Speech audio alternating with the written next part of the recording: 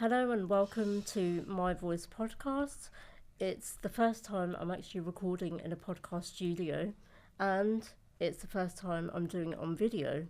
Today I'm joined by Shezad Nawab, MBE, who has actually travelled all the way from Birmingham to London.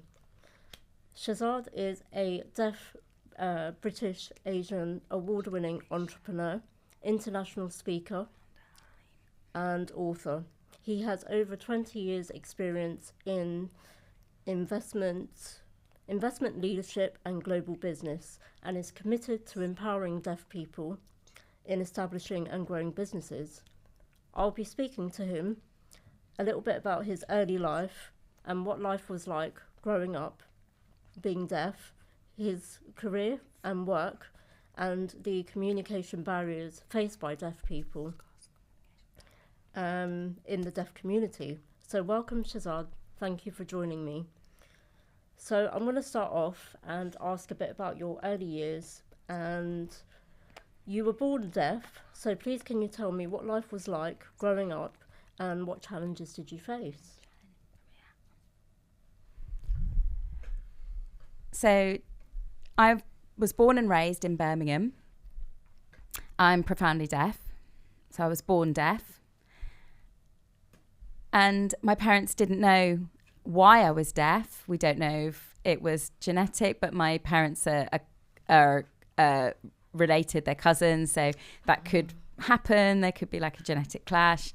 Anyway, it's been hard. I've suffered through communication issues and communication barriers throughout my life. Okay. When your parents found out that you had an impairment, had they ever spoken to you what they went through at the time? Because I know there is a lot of stigma within the Asian community about the barriers that we face, as deaf people.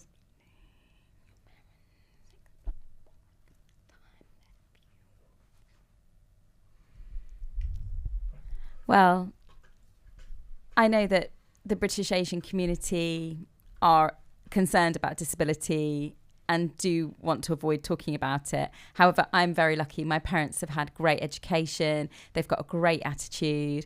My parents have always made time to talk to me and explain things to me. When I was born and I was a new baby, my father was holding me, and then my grandfather held me. My father's father held me and said, we want to name him Shezad, and don't worry about his deaf. He's going to be lucky in the future. Don't worry. That was my grandfather's prediction. And that's kind of given me confidence and positivity throughout my life. Obviously, the Asian community is very different, and it's different around the world. The communities are very different. So some Asian communities have different attitudes. Some aren't that confident. Some haven't got the experience or knowledge about disability. But when a baby is born and maybe they don't have any experience of deafness or disability, and that can be a key issue for the reaction to the child. Do you have any siblings, Shezad? Yes, I've got two siblings. I've got one brother and one sister. I'm the eldest of the three. Oh, amazing. Yeah, so I was born first. And then my brother was born. He's hearing.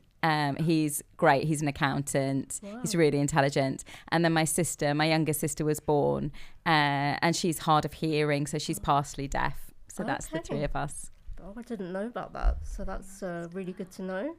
Do you think do you feel that you were treated differently because of your impairment amongst your siblings?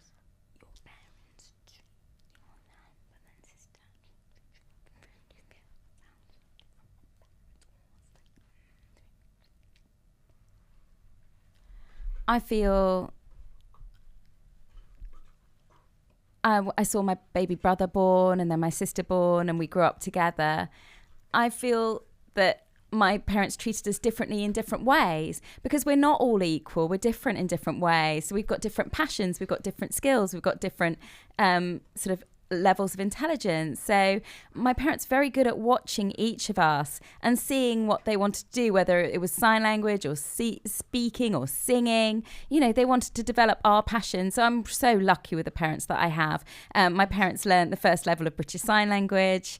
When I was really young, I think I was about 9 or 10, and my parents decided they needed to learn sign language, and I would ask questions of my father, and I'd say, Dad, how can you help me become a millionaire? I want to be rich. And my father was so shocked when I asked him that question. So my father said, I'm worried about you, Shezad. I'm worried about your future. You're going to struggle with communication. This is going to be a barrier throughout your life, and it might knock your confidence. But I was still quite assertive. I had a can-do attitude. And my father worked for years and years and years running branches of the post office, and he also did property development. So I used to shadow my father, and I'd learned from my father for years and years and years about business. And I had an education as well. So I did both simultaneously.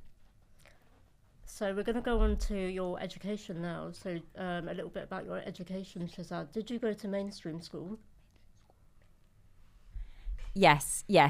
So I was about 5 or 6 when I went to school. I went to a mainstream primary school. Everyone was hearing. I was the only deaf child. But they had a hard of hearing unit in the school, a specialist unit, to give me extra support. And help me access my education. So I would have after the teacher worked with me, I'd have one-to-one support to reinforce the information, maths and English. And I had that for years in a mainstream school. So I went to primary school, mainstream, and then secondary school, mainstream, and university, mainstream. So I was mainstream schooled all my academic career. That's brilliant. That's really great to hear, actually, because a lot of people within the deaf community end up going to special schools.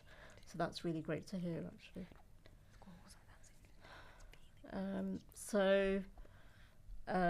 Did you face any barriers while you were studying?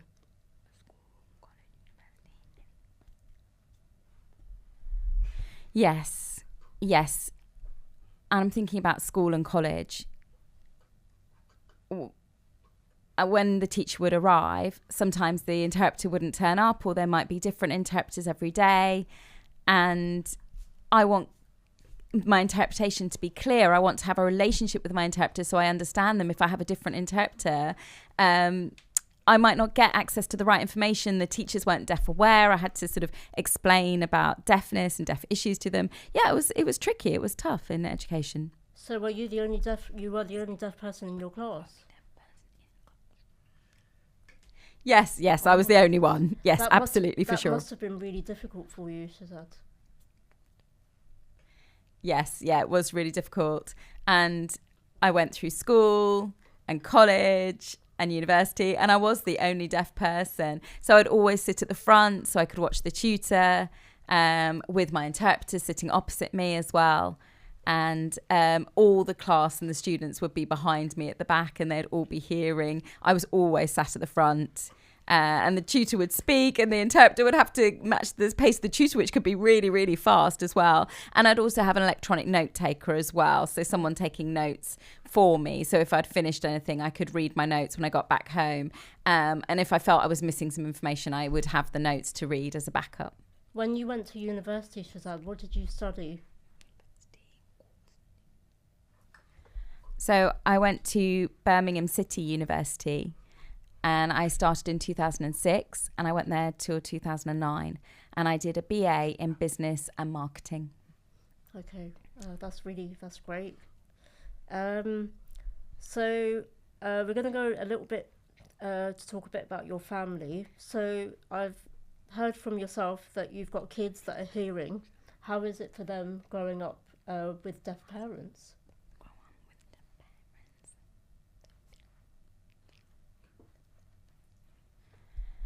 So yeah, I married my deaf wife. She's from South Africa. We have 2 children. We have 2 daughters, and they are children of deaf adults. They're labelled coders, and that means that they are born to deaf adults. They have deaf parents. So I could see them both absorbing sign language from myself and my wife. And so both daughters have acquired sign language. But do you think that they face any difficulty, when you go into school, like their parents' evening and things like that, to have a look, like what they're doing and their progress?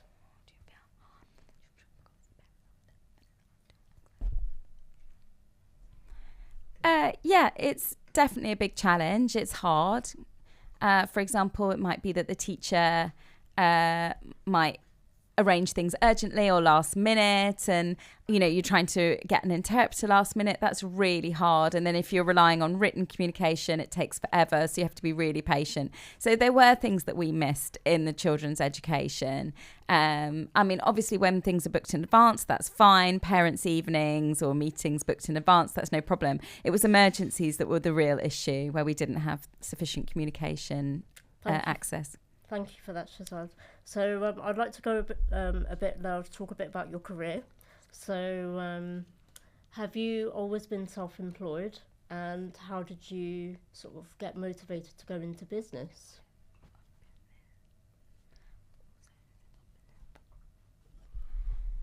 So I set up my own business because it's my absolute passion.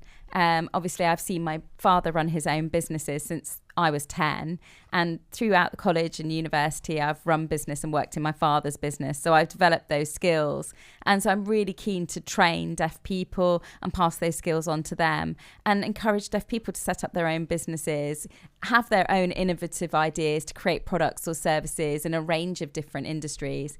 And the first time I set up my own business, I set up a company called Deaf Business Services Limited.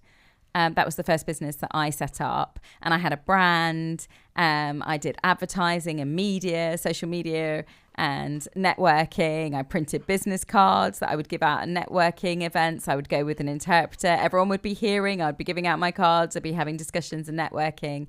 And then some hearing people said,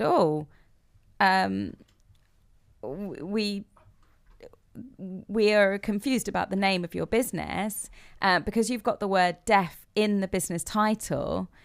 It seems that actually what you're doing are charitable activities and not business activities. Yeah. And actually, I'm a commercial business.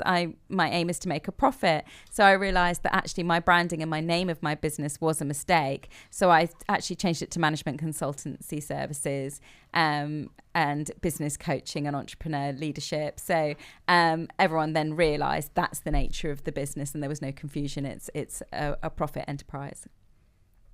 Brilliant. I think you've done incredibly well to do what you do, and it's always really great to hear your story, Shezad. So you also awarded an MBE, so that is absolutely incredible. Could you tell us about that and how it happened? So I was awarded an MBE, and I received the letter in November the 26th. So I received this very thick, very posh envelope. I thought maybe it was a warning, maybe I'd done something wrong, maybe it was a letter from a police or a fine or something. It was a very concerning looking letter. So I opened it up, and I had to read the small print. The print was tiny in this letter, and I was reading it through, and then I was shocked, and it said, "You've been awarded an MBE." I was like, wow, okay.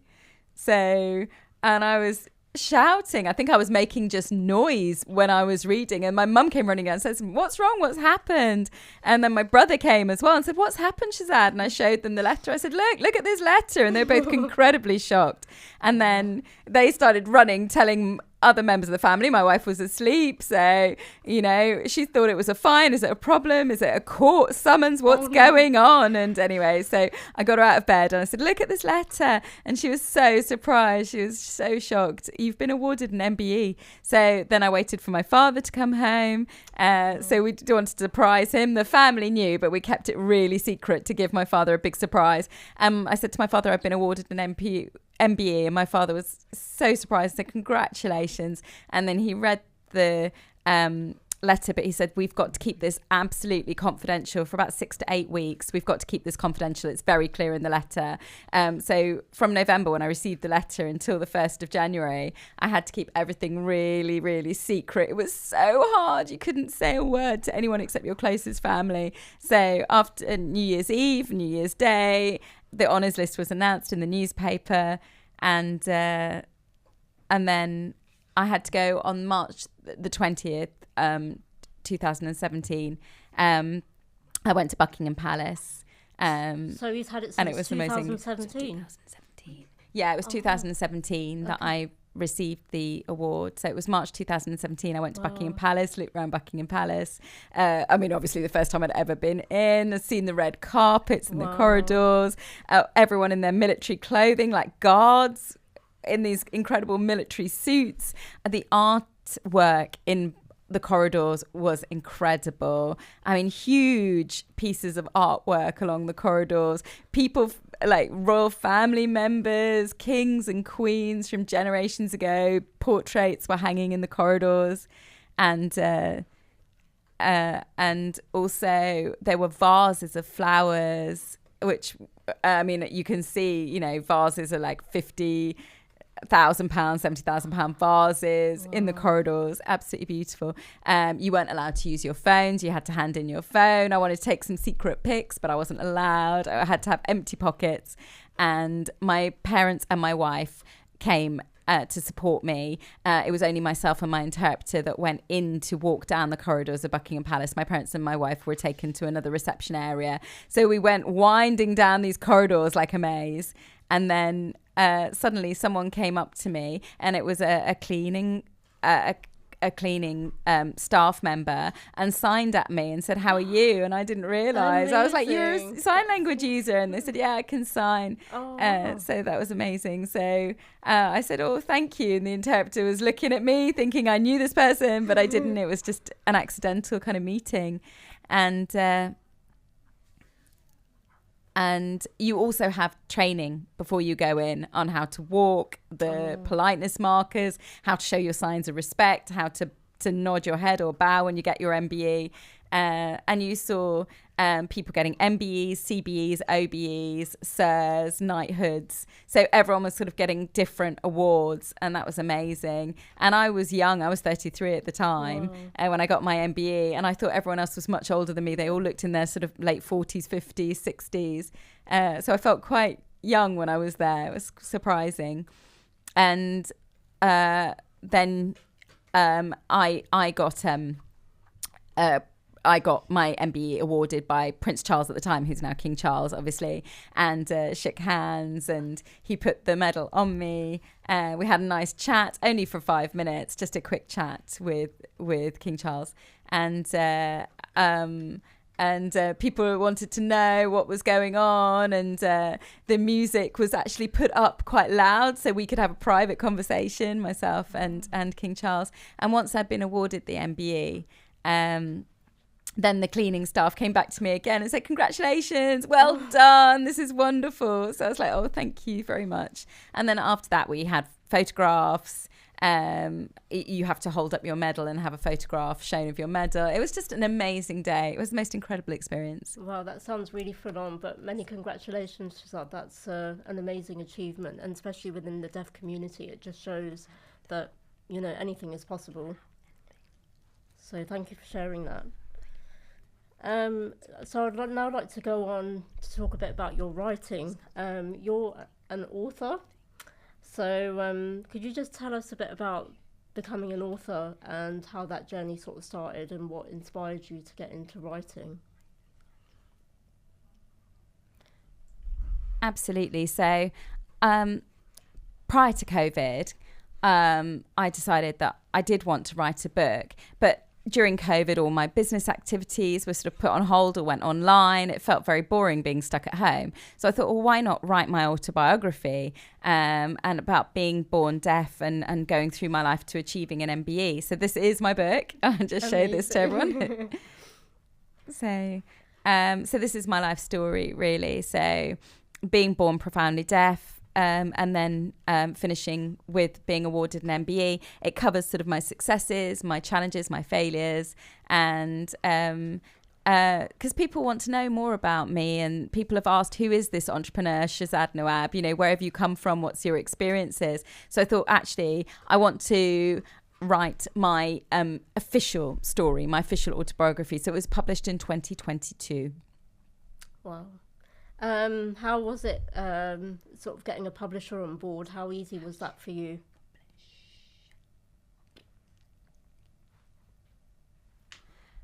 So I'd been having discussions with agencies, and I picked a specific agency that I wanted to work with, and they gave me this huge list of criteria, the information that they needed. But it really hit me, actually, that I feel like it would be so much easier for a hearing person just to write a book and hand it over. But for me, obviously English is not my first language, so I had to work with the interpreter, and I would sign in response to questions. The interpreter would speak my responses, and then we would send it to a copywriter who would write the information. Then I would go through it and I would edit it chapter by chapter. So there are 10 chapters in the book. So we had to do this section by section. So going through it, it took about a year really to go through this process. Wow, that is a long process. I can imagine the difficulties that you must have had. Is it available in audio format?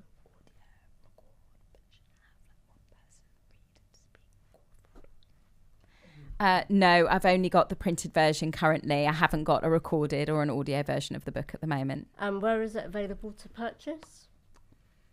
So you can buy it from Amazon, as an example. So obviously Amazon, or but unfortunately, if you buy it through Amazon, you won't have a signed copy. So it'll just be a blank front page. But if you want a signed copy of the book and a dedicated message, then I do often do book signings that you can come and see me and meet me at. Sure. No, that's really good. And are you looking to write any more books in the future?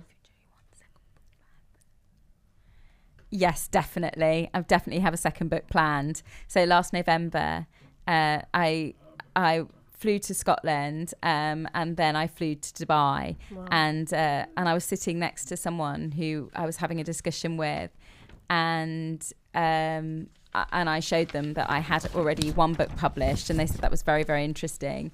And they said, you should do a second book and maybe do something about like a three-way conversation, maybe. So you've got a deaf person with an interpreter with a hearing person, explain that kind of interpretive process and how that works in this book. So that's potentially something that could be covered.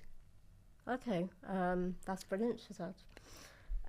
Thank you for sharing that. It's really, I think it's going to be really inspiring and motivating for our listeners to hear your story. So I actually just want to move on now to talk a bit about your deaf awareness work and what you're currently doing.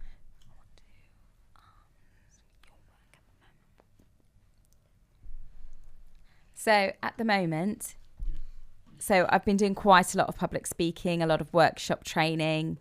I've been doing private consultancy on a one-to-one basis with entrepreneurs. And then a couple of weeks ago, prior to this, I'd been having a discussion about 3 or 4 months ago. I'd had a discussion with a Dubai TV company.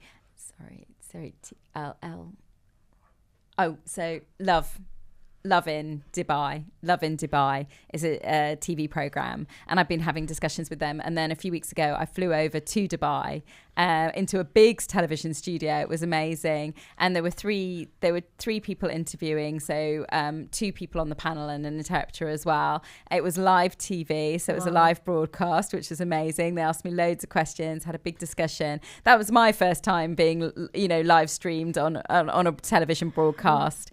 So it went out to their network. So that was amazing. So that was a couple of weeks ago. So hopefully I'm going to do more like that. I'd like to do more television. I'd like to do more radio and live broadcasting. So I think that's really good at raising awareness of the deaf community and what deaf people are doing. I think it's really important. It's But how was that experience for you being on TV, Shezad? I did see that as well. It was a short clip.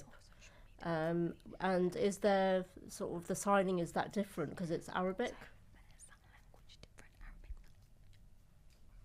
I can speak 6 different sign languages. Wow. So I use British Sign Language. I can use American Sign Language. I can use South African Sign Language, Moroccan Sign Language, International Sign, and also Arabic Sign Language. So I have access to all these signed languages. So for the television program in Dubai, the interpreter was using American Sign Language. So I would sign to the interpreter and they would translate me into spoken English. And what do you think within the deaf community, what do you think the challenges are and what do you think needs to be done to help to remove those barriers for deaf people? Well, I feel that in the UK currently, the deaf community have real difficulties and barriers.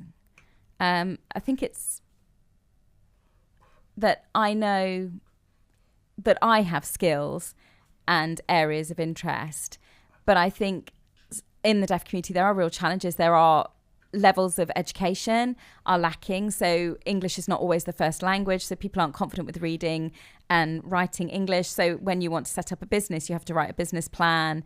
So I need people to send me a business plan. And it's really hard because the levels of literacy can be quite low in some areas of the deaf community. So that's a real barrier.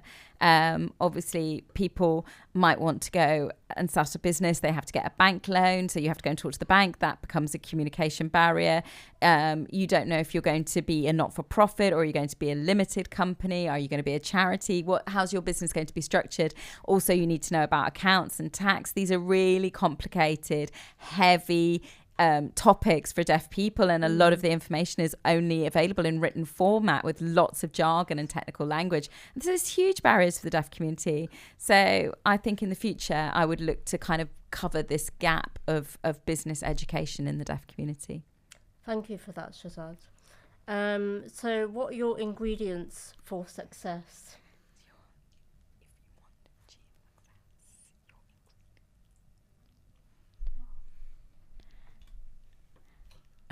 So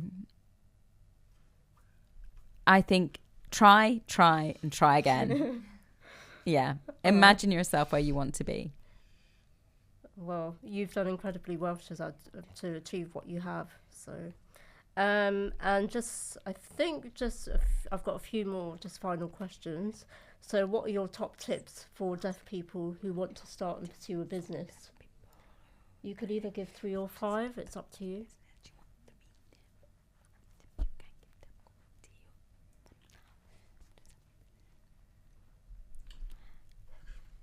So I think my top tips are, obviously, it doesn't matter if you're deaf, if you're hard of hearing, if you're disabled. It's about having confidence in yourself.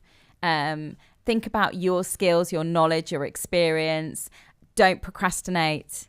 Have an aim that you want to achieve and go for that. Set goals. Think about pitching your idea. How are you going to sell your product, your service, or your business? Think about your pitch of how you would sell it. So those are my 3 tips. Thank you. And just finally, if anyone would like to get in touch with you, what's the best way to get in contact? Email is fine. You can contact me on email or WhatsApp. I'm very happy with both those mediums. So people can find me either way. That's great. I'll also include that when the podcast goes out.